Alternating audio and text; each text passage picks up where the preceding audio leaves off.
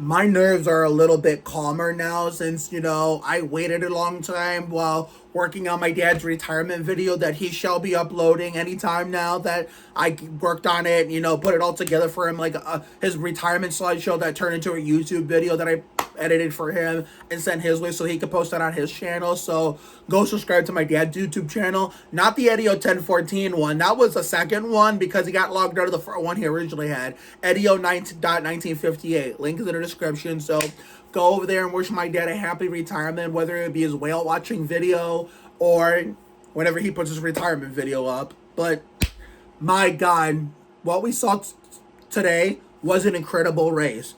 At least until the very end, because the very end, that was some fucking bullshit right there. That was some fucking bullshit. And as an Austin Dillon fan, I can't believe we were right in the fucking middle of it again. Just like the Chevrolet Monte Carlo 400. It's like, and this time it wasn't even all him. The attention wasn't even on him. So at least I have that to hang my hat on. But, oh my God. There's a lot to talk about, and this won't be as ranty as originally it was going to be because of me, spending a long ass time working on my dad's retirement video. So let's break down the race little by little. So MTJ, Mark Truex Jr. won the pole in Bud Pole qualifying over the weekend, and it looked like he was gonna have his day in the sun until a pit road penalty with the first caution, I think, sent him all the way to the back of the pack, and he never recovered. I mean, I feel bad for all the Truex fans because, What If Racing, Kamikaze Games, Brendan Keeler.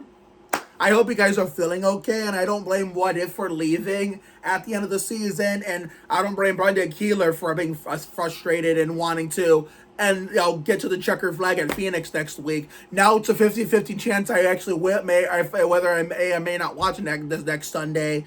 Not because I don't want to watch, just because originally, the weather here in Ohio said it was going to be 69 degrees, so that's when we were going to schedule our Sandy Ridge walk-off finale. But now it says it's going to rain, so here's the plan.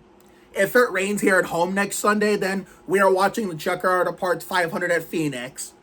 So get ourselves ready for next year's version, which potentially could be the last championship race at Phoenix. But if it's all in the clear, then we're headed outside in the happiest place in Northeast Ohio, Sandy Ridge, to do our Sandy Ridge walk-off finale, which will be in between our 2-day Sandy Ridge finale special tomorrow and the day after. And, of course, a possible 50-50 Sandy Ridge epilogue, which would be our first one ever before Winter Wonderland Season 4 starts December 1st. And, of course, before we do the 2-week Thanksgiving festivities with Maeve Walsh as the Friendsgiving the first week, and Thanksgiving with my dad and his now retired dad and his family, known as the Oliverises, the next week. So just keep that in mind and keep an eye out for content in regards to away from the NASCAR and Spurs scene. But we had a speeding penalty early, but at least with us, we recovered from it and, charged back up into the top 10 by catching a lucky caution with that 3 car. So we'll talk more about Austin and his Chevrolet teammates in a little while because holy goddamn shit. So, and Kyle Busch, man, he has to win the season finale at next weekend at Phoenix, whether we watch or not. And it's highly unlikely that he will because he's had the season from hell. And his streak of, finishing in the top 10 in points for every year of his full-time career since 2005 has came to an end. But if he doesn't win next Sunday, his, streak of having at least one win every full-time season since rookie in 2005 will come to an end. I can't help but feel bad for him and all the other Cowboys fans out there, especially number one Kyle Busch fan, Dalton Good, better known as Dalton Rowdy Busch. I mean, my heart breaks for you guys. My heart breaks for the Truex fans. It's been a rough year for the both of you, and I hope for the Kyle Busch fans, at least since he's not going away anytime soon, I hope it gets better. But at least the wannabe Brett Bodine is going to be ringless for another year, and you probably know who I'm talking about. So eat shit, Dennis. So all the Brett Bodine imposter fans can, stop talking shit because I know they're going to be crying themselves to sleep tonight and, they're hiding like they owe child support. Anyway, so, the tire package, the tire option, I don't say tire option, the tire package that NASCAR bought to Martinsville to hopefully make this race somewhat tolerable actually paid off. It actually paid off. It was like a hell of a lot better than most Martinsville races we've seen with the Gen 7. Definitely miles better than whatever the fuck that Virginia Hot Caca Show 500 was back in 2022. And it was like a much better than what we saw in the springtime when Hendrick, scored that huge victory right before season 3 of spring. I think it is spring is in the air started a day before that stupid ass overhyped eclipse, and 2 days before the spring is in the air season 3 premiere. So yeah, so it was much better show than the one with the race we saw in the spring, definitely. And after Truex fell out of the picture, it was, let me see here. It was Larson, William Byron, Christopher Bell, Chase Elliott. I don't know about Christopher Bell, but Christopher Bell was right in the thick of advancing to the Final Four. More on him in a little while. And, Chase Elliott led a good chunk of the race. William Byron did. I mean, the Brett Bodine imposter had was it a qualifying crash or a practice crash? It was something. It was a stuck throttle. He was going to go to a backup car, but he repaired the son of a bitch and didn't have to go to a backup. But he still had to start to the race since he didn't get to qualify. And he was going the right direction, but he was in a must win. And of course, damn well he wasn't going to win, and I'm glad he did it, meaning all the fans of wannabe Brett Bodine can shut the fuck up with their shit talk, like I said. So, therefore, another year where that douchebag, who want to be Mark Martindale Jr., Junior Johnson in terms of best to never win the championship, goes ringless, in which he will never be on that level of Mark Martindale Jr., Junior Johnson in terms of best to never win the Winston Cup championship, because last time I checked, Mark, Dale Jr., and Junior Johnson all had class, and something that Dennis does not have, and those three were not did not have douchey personalities like he does, nor did those three say a bunch of bullshit like, oh, I beat your favorite driver, this is our year. Yeah, those last time I checked, unlike that hack that wannabe Brett Bodine, Mark Martindale Earnhardt Jr., Junior Johnson never said cocky shit and douchey shit like that. So therefore, I just want to just throw shade at all the fans of wannabe Brett Bodine. And if you want to come at me in the comments, then have at it. So therefore, you guys can all fight it out amongst yourself like you're on Jerry Springer, or giving each other the Booty Barker treatment from The Price is Right, like you saw in Happy Gilmore. The price is wrong, bitch. Anyway, enough roasting the 11 fans, but where was I? Oh yeah. So we saw some the spins, not some no big crashes, because it's a short track and it's really small. And it's not fast enough for big crashes. We did see some small wrecks, and we saw a few spins. And Gregson had a shot at getting a top 10. Hemrick was right in the thick of it too, but Carson Hocevar was like a wrecking ball machine. And do you remember how Jeff Burton was on his side this whole time? Well, not so much today. He was not happy with his antics, and neither was I. I mean, Hemrick did claw his way back up to the top 15, top 20. That's as far as he could go. I mean, and then it turned into an exciting slugfest at the end. It really did. Now, this is where it starts to get a little ranty in my video, but not as ranty as it was going to be had I made this sooner. So, Ryan Blaney, we knew he was going to advance with the win, and we knew that Chase Elliott and Christopher Bell had a shot to as well as Kyle Larson. So therefore, NBC was showing 3 cameras like on one screen, like they were in 2022 for the Hail Melon, and this is where the Hail Melon comes into play. In terms of that, PTSD flashback. So when Blaney took the white flag, we knew he was going to win. And here's where I get a little ranty. We had team order bullshit. I get it, team orders, and has been manufacturer. Well, I don't mean actual teammates, but manufacturer teammates. Regardless, I mean, I'm a Kyle Petty fan, and he's right. It's always been part of racing. But truthfully, in a situation like this, it has no business, intervening with the finish of a race where we had team ordered bullshit with the Chevrolet drivers. And as an Austin Dillon fan, I am guilty as such. Apparently, there was radio communication between Chastain and the Crouch of Doom's drivers. So Crouch of Doom, if you're watching this, you better be sweating bullets, because me and your driver and my driver might be in some serious hot water with this, manufacturer team order bullshit, you know, where your driver and my driver were blocking the people behind to help, you know, William Byron try to, you know, get into the championship four. And let's be honest, Bubba was doing the same shit too, trying to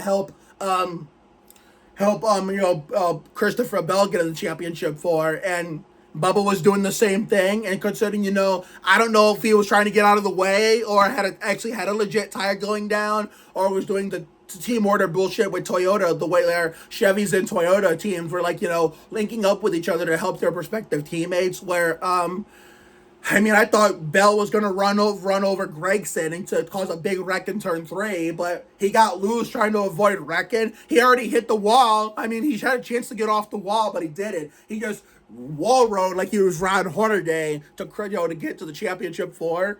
And it was a tiebreaker. It's like, I don't know what the fuck took NASCAR so long to make a goddamn decision on who was going to make the championship four and who was going to get set packing, even though, like I said, what makes NASCAR different about any other sport, which we should not be having this discussion, because I don't mind having a chase, but this format is what you have to blame. Like, you know, at least with NASCAR, you still get to be on the track, but that's a whole nother can of worms, a whole tangent for another day, another video.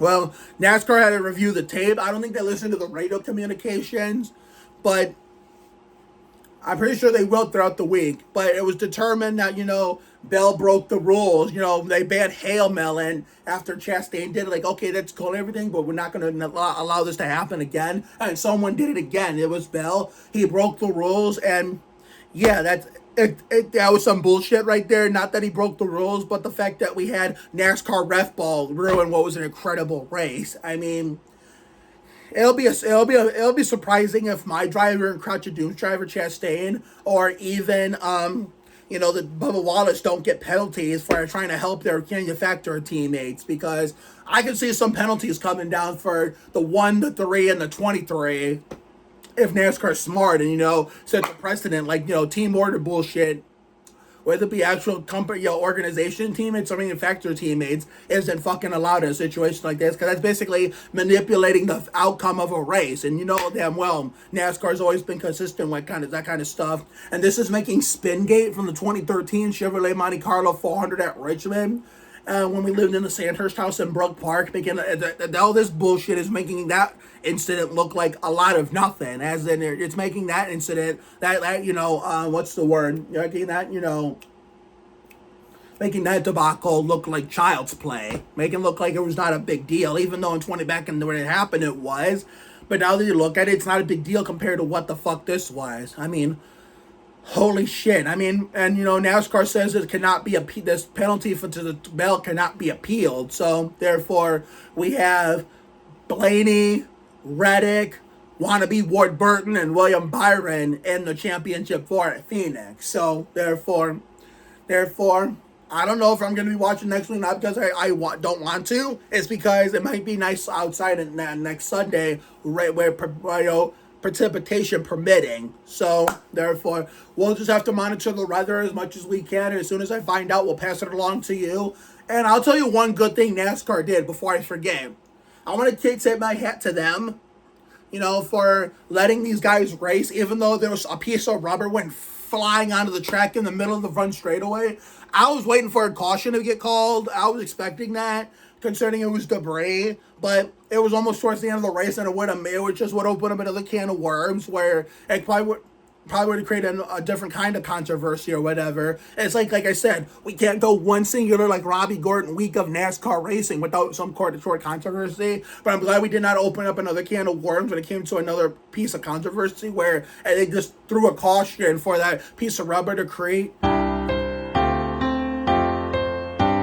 manufacturer drama, manufacturer entertainment, you know, because, you know, crashes equal entertainment, or NASCAR throwing that caution for like, you know, that piece of rubber, which, yeah, it was a debris caution, but at least they let them race instead of throwing the caution for manufacturer bullshit, you know. So tip of the cap to NASCAR for letting them race in that situation, but that doesn't save the race. It was incredible until that ending, that horrible ending happened where NASCAR ref ball got in the goddamn way, and you know, we stirred up another story of controversy for another week. I mean, oh yeah. Let me end this video off by showing you this dumbass shit. Take a look at what this dumbass, who sucked ass as a Busch Grand National driver said. I mean, I don't think he tweeted this, but someone tweeted that he said this, and he's a sorry excuse of a Busch Grand National driver and a sorry excuse of a leader in NASCAR when it comes to the clowns that run this fucking sport that basically turned into entertainment, let alone WWE on wheels. Oh my god, bro. Oh hell no, man. What the fuck, man? Get your ass on, boy. Okay, Alton Sawyer. I grew up watching you as a driver in the Busch Grand National Series where you also sucked ass. But you're lucky I'm nice enough to associate the number 98 with you, since that's the only 2001 through 2003 driver I remember that had the number 98 more than anybody. But that's a bunch of bullshit, and you know it. Remember how the dumbass Steves, Phelps, and O'Donnell said that there was nothing wrong with the chase format and how, it's not a gimmick? When, that was a bunch of bullshit, too. This is just, what this dumbass remark you made is basically just as bullshit and just as false as the two dumbass Steves statement the dumbass Steves made last week. So, yesterday, I wouldn't call it a punch. It was more like a bitch slap between Chandler Smith and Cole Custer. And then the night before, we got a basic confrontation, between Taylor Gray and Christian Eckes. Today, I was expecting an all-out brawl, but it's the Gen 7 at a short track, so I wasn't holding my breath. Well, we didn't get that. It wasn't as, of a snooze fest as we thought, but instead of an all-out brawl, we got NASCAR ref ball, ruining the finish of the race because of, race manipulation at the end. So, hey, we got something, but it was something that we didn't expect. And after, what happened between Taylor Gray and Christian Eckes on Friday night, and how Taylor Gray said over the radio for the NASCAR and the Fox broadcast and the whole fucking world to hear, we're going to get his ass at Phoenix. Well, this is something that I learned in life, that statement, especially when Kevin Harvick said over his radio in 2002 when he got suspended for the Virginia 500 the next day for wrecking Coy Gibbs intentionally. When he said over the radio the day before, well, rest in peace, Coy Gibbs, where Harvick said, I'm going to go get him. Never tell anyone what you're going to do. Or simply don't wreck people regardless. I mean, hopefully NASCAR steps in and has a talk with Taylor Gray before it's too late, to the point where if they wait till it's too late, it's just going to be part 2 of that nuclear shit show in last year's Chevy Silverado 150. So, oh, that Dale Reynolds posted a video for once. Okay, so I had a push notification. NASCAR is not the same sport that I once loved. And you're right, Dale, it isn't. It's not the same sport I once loved either. Because remember in 2001, 2002, 2003, when we were kids, and it was the Winston Cup Series, the Busch Series, the first version of the Craftsman Truck Series, when we had the veterans to keep the kids in line. And then ARCA Remix, we had the same thing with Frank Kimmel and Bobby Gerhart keeping the kids in check. Back in, it was a Gen 4. Yeah, it was when you wanted to watch it every week and you didn't want to miss a race. You didn't want to miss a race, and you would turn down plans with people or doing stuff and getting out of the house to go watch races, or even something at home, or go to them in person. Yeah, those are good times that are now sadly gone. Unfortunately, as much as I get really angry and frustrated with NASCAR, I understand why some people are leaving. I know why people are leaving altogether, or just go scaling back to part-time watching on a occasional basis like I have. Well, part-time or full-time, watching it regardless. And no matter how pissed off or frustrated I get with this sport, even if it's part-time, I'm still going to continue to watch, because at the end of the day, no matter how fucked up it is and how much they try to be entertainment or WWE on wheels, it's still a sport at the end of the day, and I just love it too much to quit watching it altogether. My reasoning as to why I get mad and why I know for a fact it's not the sport that I once was when I was a little kid, is because I'm passionate no matter how many gripes I have with modern NASCAR. 2, I want the sport to succeed and be better than it really is. It doesn't have to be the 1999-2005 again. I just want it to be better. And 3, it's because I care. So that's basically all I have to say at this point. So I wonder what bullshit's going to happen next weekend at Phoenix, whether it be the Chevy Silverado 150, the Basha Supermarkets 200, or the Chuck Garda Parts 500, in order to prepare us for next year when we go to the Basha Supermarket 200 and the Chuck Garda Parts 500, because I'm just glad my dad did not buy Craftsman truck tickets for the Chevy Silverado 150, because that starts way too fucking late. It's way too fucking late, at least here on the East Coast, and 10 o'clock at night. No way in hell I would stay up all night for that crap. Considering over there on the West Coast, it's 7 o'clock p.m. Considering it's still, sunset over there. But by then, over here, it's pitch black. So, therefore, no wonder why the flagman was falling asleep at the end of that nuclear shit show last year. I mean, everybody just wanted to go home. Because don't forget when, after 5 or 6 overtimes, maybe even 7, when the Ankrum hit the wall coming to the white flag, NASCAR just saw it and didn't even bother on the caution. Like, fuck this, we're done with this race. We are going the fuck home.